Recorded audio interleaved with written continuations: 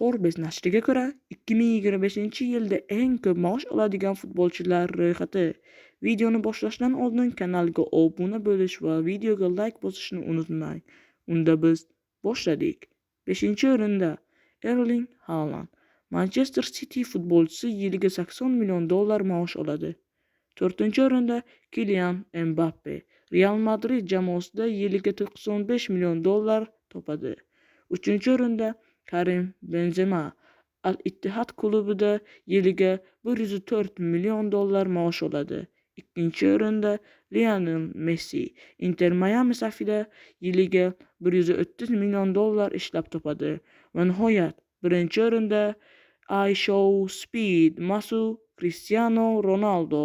Al-Nassr futbolchisi yiliga $280 million daromad oladi. Bu 2025-yil holatiga ko'ra dunyoning eng ko'p maosh oladigan futbolchilari.